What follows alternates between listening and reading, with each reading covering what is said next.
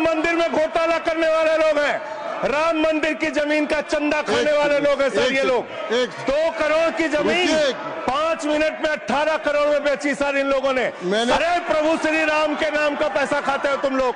अरे बैठ जाओ, राम मंदिर का पैसा खाते हो। अरे राम मंदिर में घोटाला करते हो, बैठो। अरे राम मंदिर का चंदा खाते हो। अरे चंदा चोरो बैठो, चंदा चोरो बैठो, चंदा चोरो बैठो, चंदा चोरो बैठ जाओ। चंदा चोर हो तुम लोग चंदा चोर हो। यह अधिकार किसी भारतीय जनता पार्टी के लोगों ने नहीं दिया। यह अधिकार बाबा साहब डॉक्टर भीमराव अंबेडकर जी के द्वारा लिखे गए भारत के संविधान ने दिया। मान सरकार कह रही है कि ये कानून हम मुसलमानों के भले के लिए आ रहे हैं। जब मैं आपसे सुनता हूं तो मुझे लगता है कपिल शर्मा कॉमेडी सर्कस में बोल रहा है। आप मुसलमानों का भला कर रहे हैं, आप मुसलमानों का भला कर रहे हैं। दोनों सदन में एक भी सदस्य, दोनों सदन में सिर्फ एक सदस्य गुलाम अली को छोड़ के एक भी सदस्य आपका मुसलमान नहीं है। आप मुसलमानों का भला कर रहे हैं।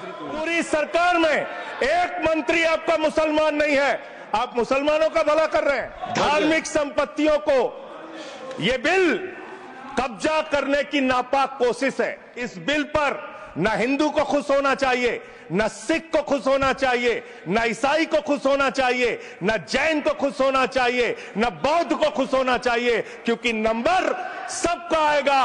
और आज वक्फ की संपत्तियां कब्जा करके आप अपने दोस्तों को देंगे, कल गुरुद्वारे की संपत्तियां कब्जा करके आप अपने दोस्तों को देंगे, फिर चर्चों की संपत्तियां कब्जा करके आप अपने दोस्तों को देंगे, फिर बौद्धों की संपत्तियां कब्जा करके आप अपने दोस्तों को देंगे, फिर जैनों की संपत्तियां कब्जा करके आप अपने दोस्तों को देंगे, फिर मंदिरों की जमीनें कब्जा करके आप अपने दोस्तों को देंगे। जिन्होंने प्रभु श्री राम के मंदिर में भी घोटाला किया, मान्यवर, प्रभु श्री राम के मंदिर के 1 करोड़ सुझाव आया। मैं आपसे पूछना चाहता हूं, कितने करोड़ ईमेल आए, कितने करोड़ पत्र आए, कितने करोड़ सुझाव आए? पूरे देश को जानकारी दीजिए। और मैं आपको दावे के साथ कह सकता हूं, जब पूरा सच सामने आएगा तो देश को पता चलेगा कितने लोग इस बिल के विरोध में थे, कितने लोग इस बिल के समर्थन में थे। समाज में छुआछूत को, बीमारी को मिटाने के लिए चलिए उठाते हैं कदम। और अगले सत्र में एक बिल लेके आइए, जितने भी हिंदुओं की कमेटियां हैं, ट्रस्ट है, बोर्ड है, उन सारे ट्रस्ट और कमेटियों में 80% आरक्षण दलित, आदिवासी और पिछड़े हिंदुओं को दीजिए। आप पिछड़ों का भला करने की बात करते हैं, आप दलितों का भला करने की बात करते हैं। आपकी मातृ संस्था आरएसएस 100 साल तक आपने एक भी दलित, पिछड़ा और आदिवासी, एक भी महिला को आज तक आरएसएस का प्रमुख नहीं बनाया। इसी गलतफहमी में मत रहिए। आपको लोकसभा के चुनाव में मात्र 36% वोट मिला है। इस देश की 64% आबादी आज भी आपके खिलाफ है। आपने इसमें लिखा बिल के अंदर कि वक्फ कमेटी के अंदर गैर मुसलमान इसका सदस्य बन सकता है। आप क्या गुरुद्वारा कमेटी के अंदर गैर सिख को मेंबर बना सकते हैं? क्या ईसाई कमेटी के अंदर गैर ईसाई को सदस्य बना सकते हैं? क्या बौद्धों की कमेटी के अंदर गैर बौद्ध को, क्या जैनों की कमेटी के अंदर गैर जैन को आप मेंबर बना सकते हैं? और इतना ही नहीं, क्या आप हिंदुओं के ट्रस्ट में, मंदिर के ट्रस्ट में आप क्या गैर हिंदू को मेंबर बना सकते हैं? नहीं बना सकते। धन्यवाद मान्यवर, आपने एक अत्यंत महत्वपूर्ण बिल पे मुझे अपनी बात कहने का मौका दिया। मैं जैसे उदय प्रताप जी की चंद पंक्तियों से अपनी बात शुरू करूंगा। न मेरा है न तेरा है, ये हिंदुस्तान सबका है, नहीं समझी गई ये बात तो नुकसान सबका है। न तेरा है न मेरा है, ये हिंदुस्तान सबका है, नहीं समझी गई ये बात तो नुकसान सबका है। जो आकर मिल गई इसमें वो दिखलाई नहीं देती, जो नदियां मिल गई इसमें वो दिखलाई नहीं देती, महासागर बनाने में मगर एहसान सबका है। महासागर बनाने में मगर एहसान सबका है। मान्यवर, हम लोग बचपन से एक शब्द सुनते आए, सरकार माई बाप।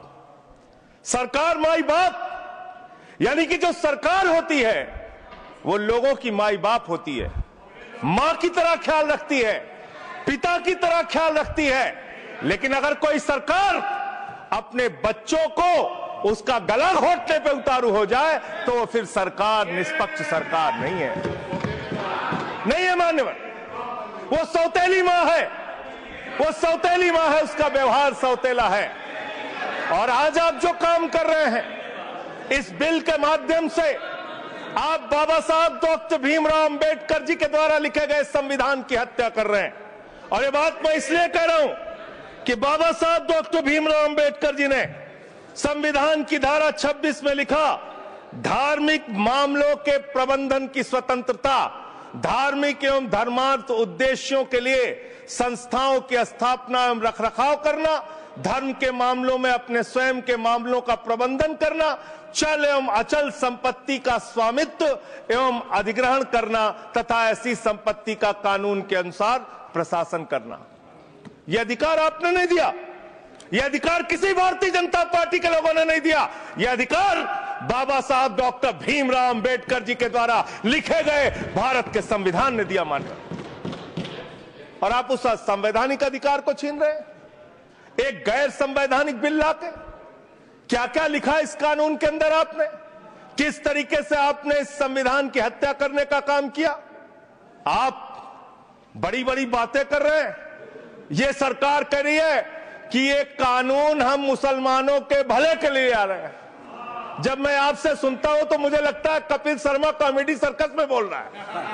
आप मुसलमानों का भला कर रहे हैं, आप मुसलमानों का भला कर रहे हैं। दोनों सदन में एक भी सदस्य, दोनों सदन में सिर्फ एक सदस्य गुलाम अली को छोड़ के एक भी सदस्य आपका मुसलमान नहीं है। आप मुसलमानों का भला कर रहे हैं, आप मुसलमानों का भला कर रहे हैं। पूरी सरकार में एक मंत्री आपका मुसलमान नहीं है, आप मुसलमानों का भला कर रहे हैं। दो नेता अपने घरों में आपने बैठा दिया, मुख्तार अब्बास नकवी, शाहनवाज हुसैन, दोनों की राजनीति आपने खत्म कर दी। आप मुसलमानों का भला कर रहे हैं, आप मुसलमानों का भला कर रहे हैं, आप मुसलमानों का भला कर रहे हैं। अरे सुनना सीखो पहले। मान्यवर, मैं इनके इस कानून में क्या क्या लिखा हुआ है, क्या क्या कहा है इन्होंने। बैठ जाए कृपया, गुलाम अली जी बैठ जाए। धार्मिक संपत्तियों को यह बिल कब्जा करने की नापाक कोशिश है। इतनी और धार्मिक संपत्तियों को सदन में इतनी कब्जा करने के लिए सदन में इतनी शांति है कि आराम से आप बोलोगे तो आराम से बोल रहा हूं सर। हाँ। आप बैठे हैं तो आपको देख के वैसे ही आराम आ जाता है। आपको देख के मैं वैसे ही आराम में रहता हूं सर। आप जब है आपका संरक्षण है तो आराम से ही बोल रहा हूं। बोलिए। मान्यवर, धार्मिक संपत्तियों को कब्जा करने की एक कोशिश है। इसलिए इस बिल पर न हिंदू को खुश होना चाहिए, न सिख को खुश होना चाहिए, न ईसाई को खुश होना चाहिए, न जैन को खुश होना चाहिए, न बौद्ध को खुश होना चाहिए, क्योंकि नंबर सबका आएगा। और आज वक्फ की संपत्तियां कब्जा करके आप अपने दोस्तों को देंगे, कल गुरुद्वारे की संपत्तियां कब्जा करके आप अपने दोस्तों को देंगे, फिर चर्चों की संपत्तियां कब्जा करके आप अपने दोस्तों को देंगे, फिर बौद्धों की संपत्तियां कब्जा करके आप अपने दोस्तों को देंगे, फिर जैनों की संपत्तियां कब्जा करके आप अपने दोस्तों को देंगे, फिर मंदिरों की जमीनें कब्जा करके आप अपने दोस्तों को देंगे। आप तो वो लोग हैं जिन्होंने प्रभु श्री राम के मंदिर में भी घोटाला किया। मान्यवर, प्रभु श्री राम के मंदिर के जमीन में घोटाला किया। मैं कागज दूंगा सर, मैं कागज दूंगा। ये लोग राम मंदिर में घोटाला करने वाले लोग हैं, राम मंदिर की जमीन का चंदा खाने वाले लोग हैं सर। ये लोग 2 करोड़ की जमीन 5 मिनट में 18 करोड़ में बेची सर इन लोगों ने। 16.5 करोड़ का घोटाला किया, 18.5 करोड़ में जमीन बेची। ये राम मंदिर में घोटाला करने वाले लोग हैं सर। मान्यवर, अरे प्रभु श्री राम के नाम का पैसा खाते हो तुम लोग। अरे बैठ जाओ, राम मंदिर का पैसा खाते हो।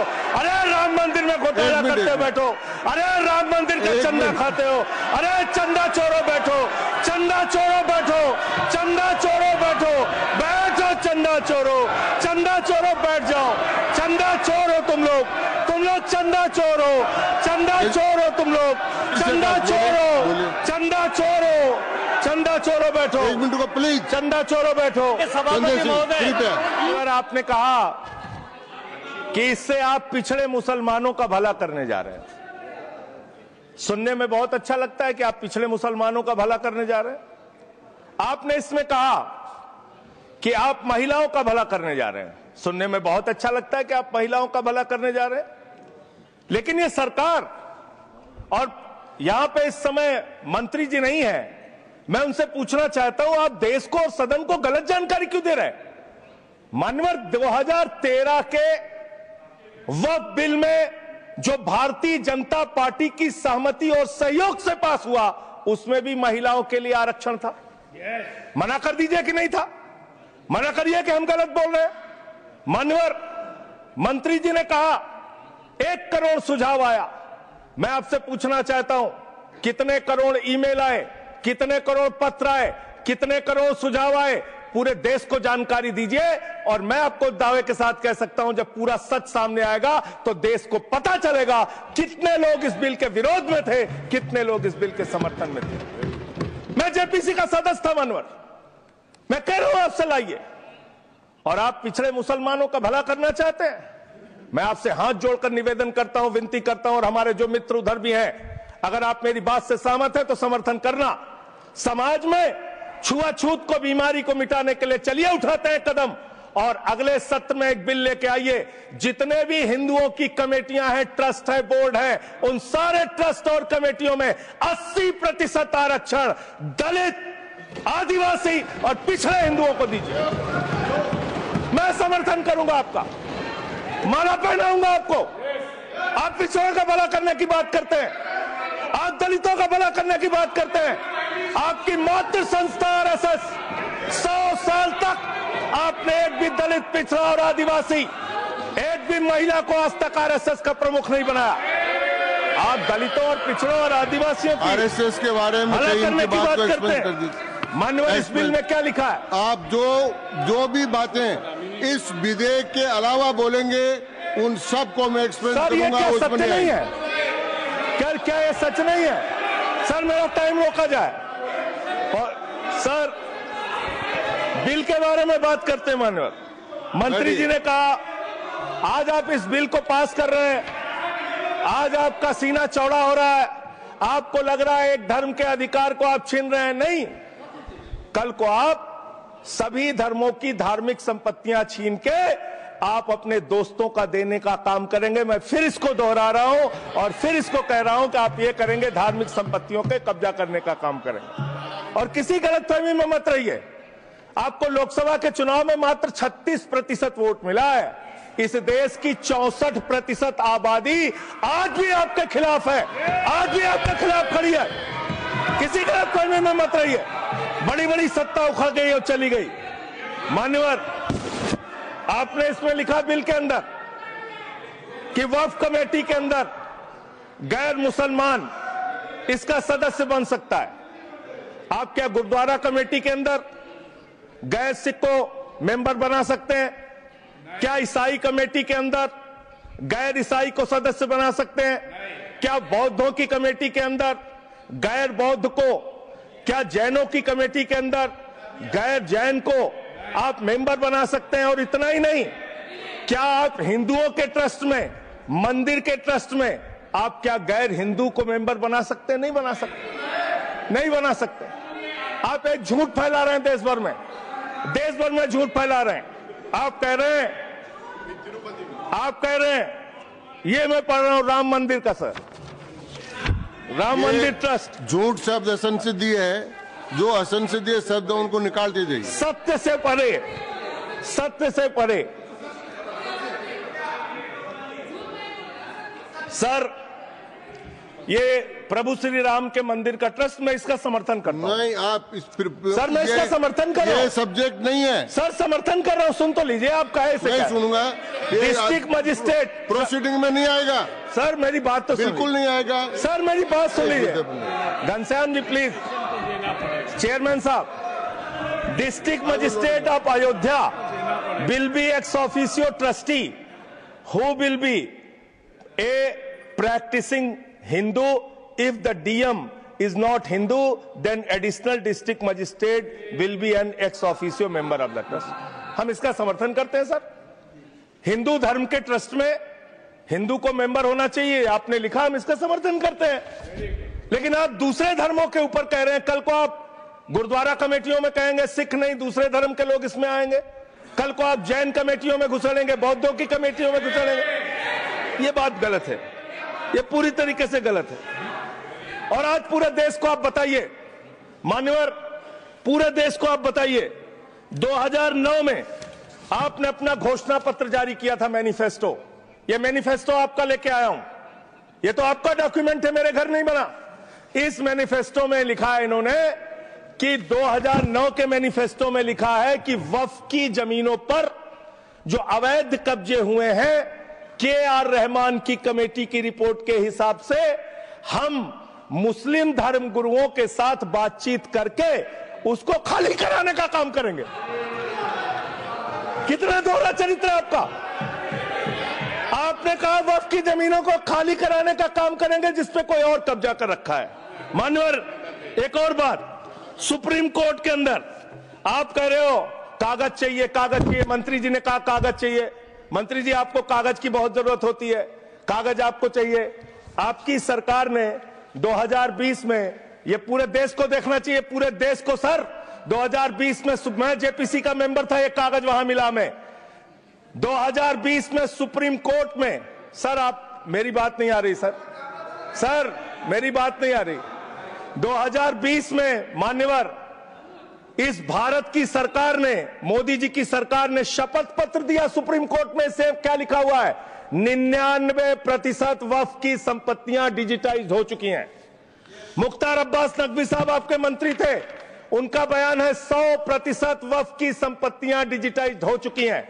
तो जब आप सारी संपत्तियां डिजिटाइज कर चुके हैं, सब कुछ ऑनलाइन कर चुके हैं वामसी पोर्टल में, सारे कागजात जांच चुके हैं, तो क्या आप फसाद कराने के लिए फिर से कागज मांग रहे हैं? फसाद कराने के लिए आप फसाद कराने के लिए कागज मांग रहे हैं। आप फसाद कराने वाले हिंदू हैं, हम सौहार्द फैलाने वाले हिंदू हैं। यह बुनियादी फर्क है, यह बुनियादी फर्क है आप में। आप देश भर में फसाद, नफरत, लड़ाई, झगड़ा कराने का काम करते हैं।